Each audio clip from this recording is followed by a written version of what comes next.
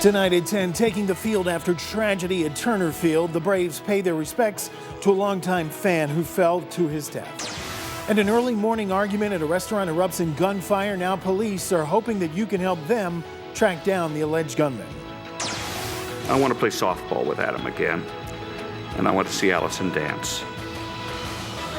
And I will, in the wonderful memories they gave me, they gave us. And a memorial service is held for 2 journalists killed on live TV. More on the tributes for Allison Parker and Adam Ward coming up. Good evening, everybody, and thanks for joining us tonight. Baseball resumed today, less than 24 hours after a fan fell to his death at the TED. A moment of silence was held before the first pitch for 60-year-old Gregory Ace Murray. Players from both teams bowed their heads along with the fans as Murray's picture was shown in tribute on the center field scoreboard. Now, the tragedy is renewing the debate over safety at our ballparks while his family copes with their loss. Our Ryan Cameron has more from Turner Field. Ryan?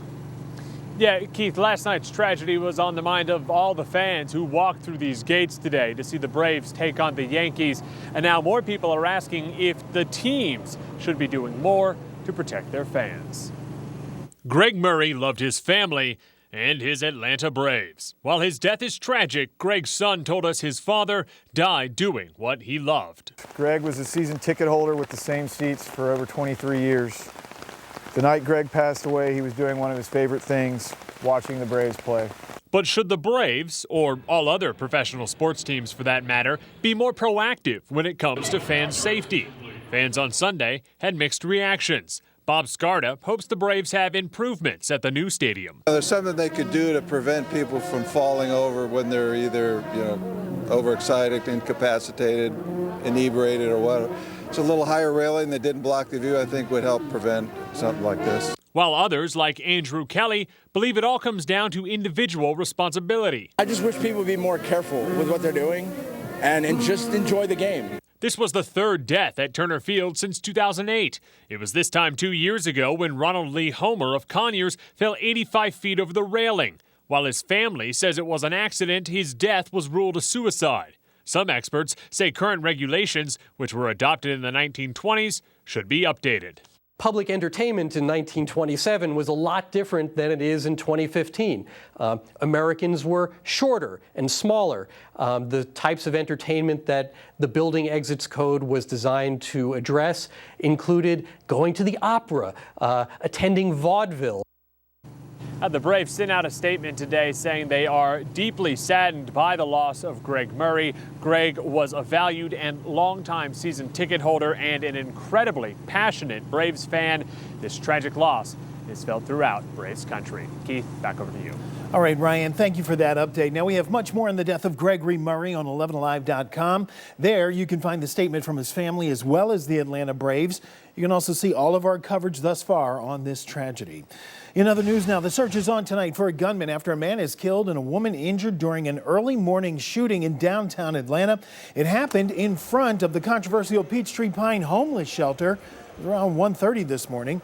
Investigators say the two were talking as they were on their way to their car after leaving a nearby nightclub. Police say the man got into an argument with somebody who pulled out a gun and shot him along with the woman before taking off. Now, the woman is expected to recover. Anybody with any information is asked to please call Crime Stoppers. Meanwhile, Douglasville police want you to keep an eye out for this man, Lafayette Napoleon Bradley. He's wanted in connection with an early morning shooting at a Waffle House.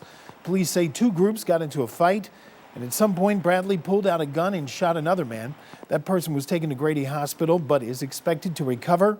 And if you think you know where Bradley may be, you are asked to call the Douglasville police. Well, a family was able to escape unharmed overnight after a house fire in South Fulton County.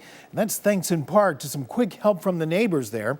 The neighbors rushed to the home after they noticed the flames coming out of a window. 9 children lived inside that house on Coleman Street. Luckily, everybody made it out safely.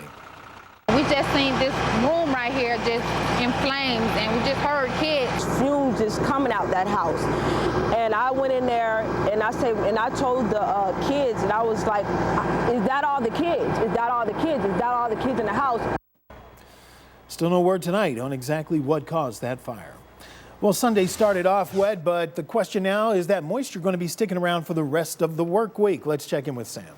We're going to have the normal type of late August thunderstorms. Keith, we're almost into September. Can you believe that? Incredible. Seemed to fly by like that, August, didn't it? So low pressure over the northern part of the state. That's what drew up all that rich tropical air and brought in the incredible rainfall. In fact, we saw around 1 to 2 inches widespread. These are the radar estimated rainfall amounts that we saw. And when I queried these brighter orange colors like these just on the west side of Thomaston here, we were seeing as much as 3.5 inches in those locations. So there were some spots that really got a good soaking from all this moisture coming up from the south. I think in part we did tap into a little bit of tropical moisture from what was Erica. Of course, just remnants of Erica now moving in over Florida. Coming up, we'll talk about the impacts of what is left of Erica and also what else is new in the tropics that could affect our future. All right, thank you, Sam. Well, the man charged with capital murder in the deadly shooting of a sheriff's deputy will be arraigned outside of Houston this week.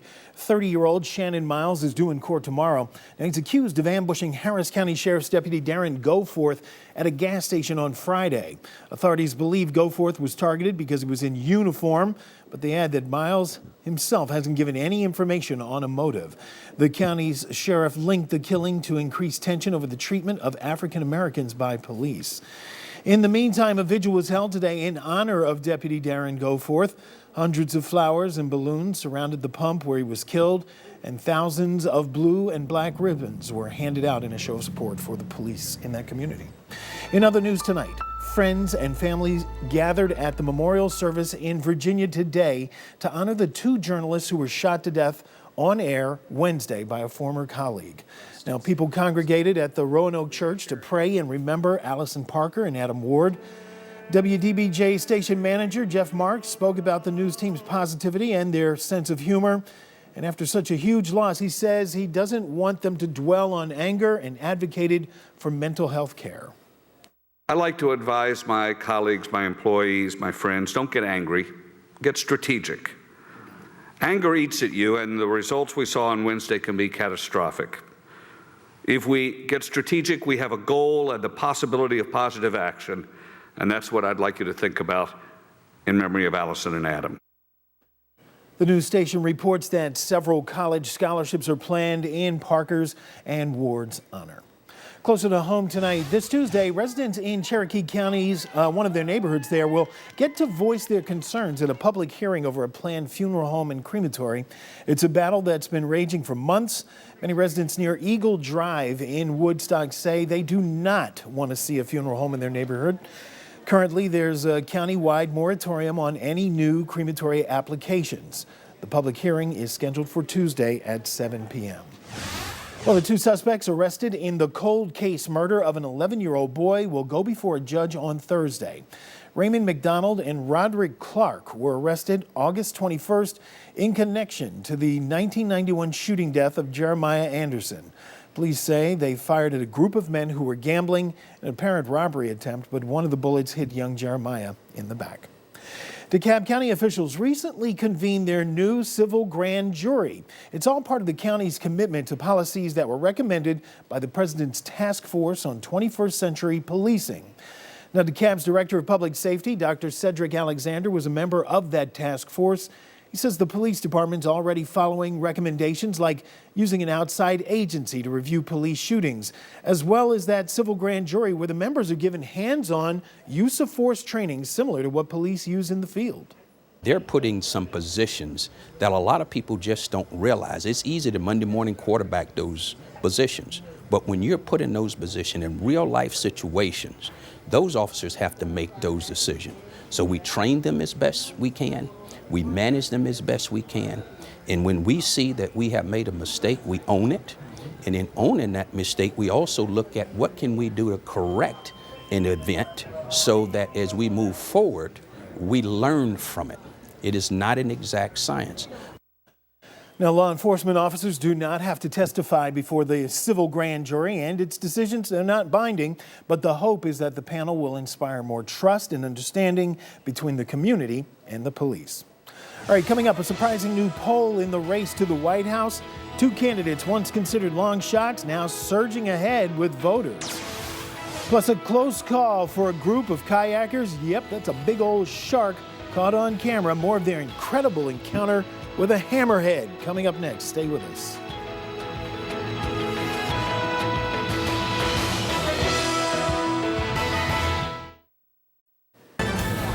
Welcome back, everybody. A fifth arrest has now been made in connection to the deaths of dozens of migrants. Their bodies were found in an abandoned truck in Austria.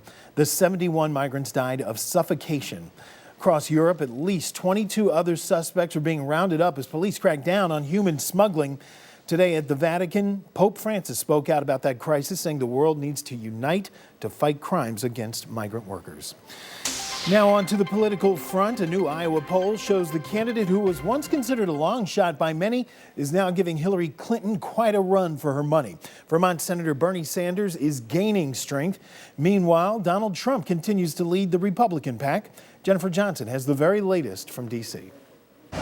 While Hillary Clinton works the crowds at a fundraiser in the Hamptons, introducing, it's the once long shot Bernie Sanders who's raking in voters. In a new Iowa poll, 37% of Democrats supported Clinton, 30% backed Sanders. But in May, Clinton had 57% of the vote, Sanders 16%. not only in Iowa, not only in New Hampshire, but all over this country, we're generating enormous enthusiasm. Experts say the Clinton camp shouldn't panic yet. The same poll that showed the 7-point lead for Mrs. Clinton also showed that 2/3 were confident that she would win the general election if she was a Democratic nominee. On the Republican side, Donald Trump may still launch a third-party run or stay with the GOP. That would certainly be the best path to victory, and we're going to make a decision very soon, and I think a lot of people are going to be very happy. That same poll shows Trump leading the Republicans with 23%, Dr. Ben Carson at 18%, and the rest in single digits. The Trump strength inside the Republican primary is an expression of the complete and absolute and utter contempt of Republican voters towards the political establishment of the Republican Party. Still unknown, Vice President Joe Biden, who reportedly is still considering a third run for the Democratic nomination. Jennifer Johnson, NBC News, Washington. While support tonight continues to grow for the Iran nuclear deal, Oregon Senator Jeff Merkley became the 31st senator to pledge his support. Now, his backing puts supporters close to the 34 votes they need to uphold a presidential veto if Congress votes in disapproval of that agreement. Republicans are unanimous in their opposition. The deal eases sanctions to Iran in exchange for restrictions on its nuclear program. And it's official, the tallest mountain in North America has a new name. Alaska's Mount McKinley is now Mount Denali. Secretary of Interior Sally Jewell signed the order. It comes just one day before President Barack Obama is set to arrive in Alaska for a 3-day visit.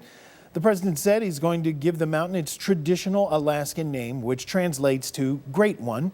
It had been named for former President William McKinley. All right, take a look at what a group of kayakers saw off the San Diego coast. That'll unnerve you. It's a close encounter with a hammerhead shark, all of it caught on camera. The video shows the 10-foot shark swimming right up to the boats and then under them. Lifeguards closed down the nearby beaches because the shark followed those kayakers back to shore. Yes. Then they had to extend the advisory after they determined the hammerhead was spotted near a swimmer again today. Now, despite all of that, experts say hammerheads rarely pose a threat to humans. Need to get some of those experts swimming out there with that hammerhead, see how that goes. Oh, they won't hurt you. No, don't worry about it. Don't even worry about it. Those teeth, don't worry about it. No. Oh, my goodness. Okay, well, rain this morning. Boy, I know a lot of folks wish they were on a nice and sunny beach this morning because it was gray and rainy throughout much of the day, but it did keep the temperatures down. That was a nice result of all the rain. 74 degrees was our high today. That was some 13 degrees below the average of 87. And by the way, officially, at the Atlanta airport, we did pick up 64/100ths of an inch of rain. So really nothing showing up on the radar right now, but 12 hours ago, this is the 12-hour loop. You can see how much rain moved through here, and now it's moving on up into the Appalachians, up towards Charlotte. So we're going to see a break during the overnight hours, I think, but all this moisture coming in out of Florida, and I think it did have that tropical origin. It did tap into a little bit of what was Erica, the remnants of Erica. Look at this, just falling apart. In fact, the National Hurricane Center has now said a 0 chance that the remnants of Erica will develop into anything cyclonic in the Gulf. So that's some good news. Now, still more heavy rain expected to move into Florida, and that's why they do have their flood watch in place through tomorrow night due to the fact there's some 20 inches or so ahead for the year, and so their soil can't hold another drop. So another 3 to 5 inches as this moisture moves in could cause some problems for them. And then down the road, we may have some problems, may or may not, from a hurricane. Right now, it's a strong tropical storm, a strengthening tropical storm, and this is Fred. I'm standing right in front of Fred. Sorry about that. Winds at 70 miles per hour right now, moving to the northwest at 16 miles per hour. So it's still a long way away. It's just off the Cape Verdes here, outside of Africa, on the west coast of Africa. So as it continues to move to the northwest, slowly but surely, we'll continue to see it strengthen and then weaken a bit as it gets over the open water. So right now, it looks like by Friday, we could be riding off Fred, but we're still going to have to wait and see because it's so far away.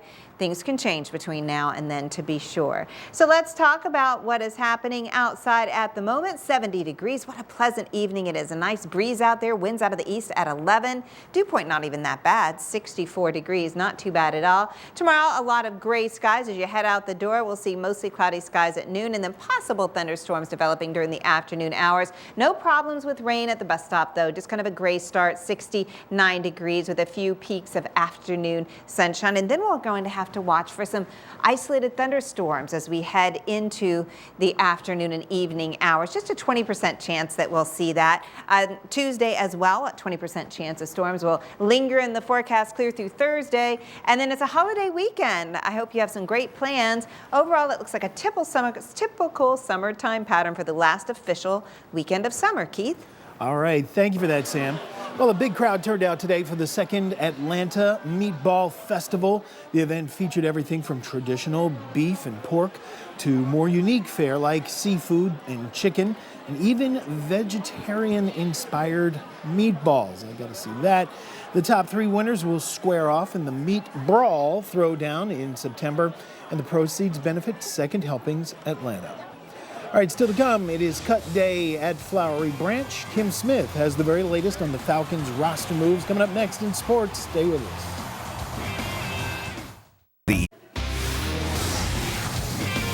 Dan Quinn made his first round of cuts as a head coach. The Falcons roster is now down to 76. 12 players have been waived. Some notables include running back Michael Ford, tackle Lamar Holmes, who was added to the physically unable to perform list, and tight end Mickey Schuler was released. As for last night's game in Miami, let's just say the O-line won't be getting a passing grade from coach. In just 4 series, Matt Ryan found himself on the ground on 3 sacks, and the run game continues to be a glaring problem. The Falcons averaged just 2 yards a carry against the Dolphins. After 2 fourth-quarter fumbles, Dan Quinn has one word for his team: finish.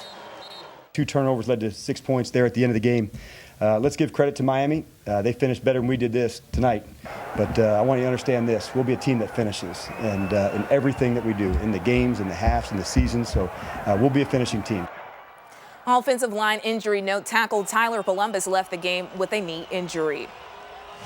It's nothing like I need to go buy or anything else like that. You know, I still want to go play football and win games. Oh, come on, nothing else, Julio. Maybe he'll buy something for his teammates. Jones' pockets got a little fatter over the weekend. The Falcons signed Julio to a 5-year deal, including $47 million in guaranteed money. The one thing that not only impressed his teammates and his new head coach was his willingness to be there throughout the negotiations.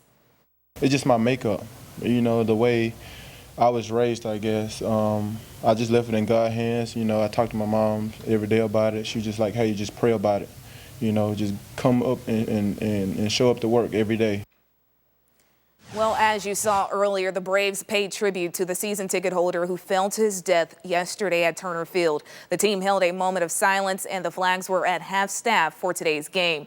On the field, the struggles continue. Ace Julio Teheran gave up 3 home runs in just 4 1/3 innings, didn't give the Braves a chance. As if that wasn't bad enough, the Yankees scored 9 runs in the 7th inning. Former Braves Brian McCann had 7 RBIs this weekend. The Yankees outscored the Braves 38-11 this series. This was just brutal, 20-6, the final. And what a rare moment. Former Georgia star Brian Harman aces 2 holes in the final round of the Barclays. After a hole-in-one on the third, Harman's shot settles, rolls, and drops the hole-in-one.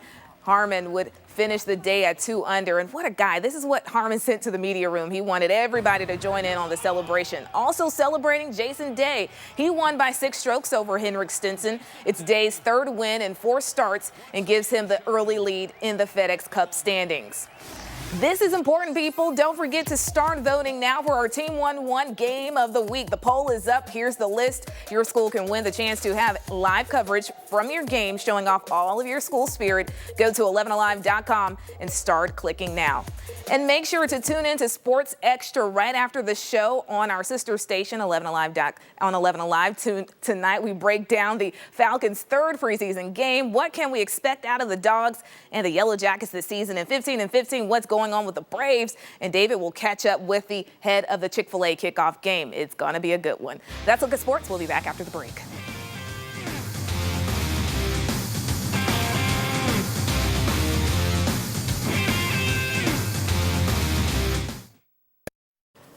Welcome back, everybody. It was kind of gray out there today, but it's sunny in here, no matter which side I look. It's We're bright trying, and, aren't we, Kim? bright and shiny. We got to bring the sunbeams around here. Boy, we needed them this morning. Well done, both of you, yeah. Thank you. Thank you. It was nasty this morning, but I think we're just going to have a slim chance of thunderstorms as we head into tomorrow afternoon.